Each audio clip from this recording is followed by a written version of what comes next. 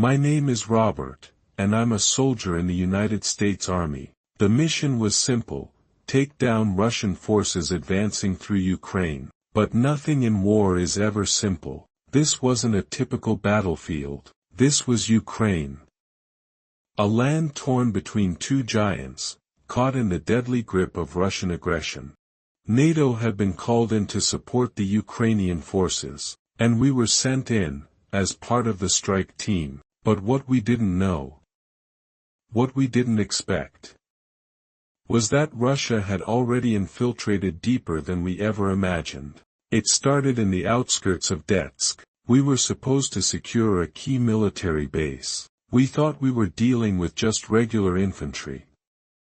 But we weren't. Russian Spetsnaz, elite special forces, had already set up camp. They knew we were coming, before we did. The whole operation turned into an ambush. I remember that day like it was yesterday: the fire, the smoke, the feeling that we were outmatched. The Russians hit us with everything they had: explosives, snipers, and an overwhelming number of troops. My team got torn apart in the first few minutes. We tried to retreat, but the chaos of war was all around us. I was left alone, separated from the rest of the squad, trapped behind enemy lines. That's when I saw it: Russian forces dragging prisoners, Ukrainian soldiers, across the dirt. Some of them were already dead, and the rest, they had no chance. I wasn't about to let that happen. Not to them, not to me. The mission was still on, and I was going to complete it.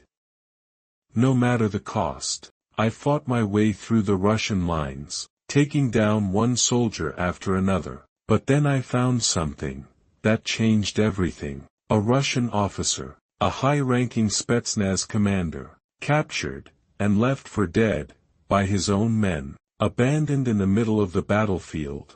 He was in bad shape, but I couldn't leave him, not after everything I'd seen. That moment, it wasn't just about being an American soldier anymore. It was about doing what was right.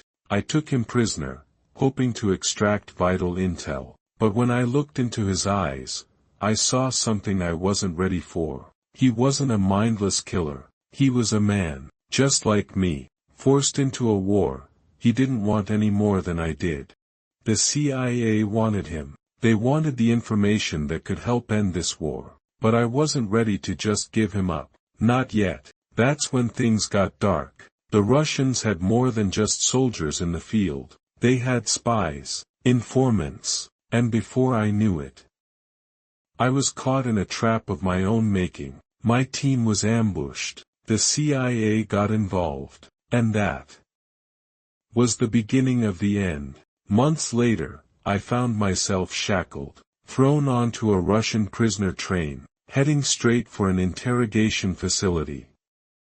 Deep in the heart of Russia, the CIA, gone. The war, it was no longer just a mission. It was survival. But one thing was clear: I wasn't giving up, and I swear to you, Russia will pay for every single soul they've taken from this earth.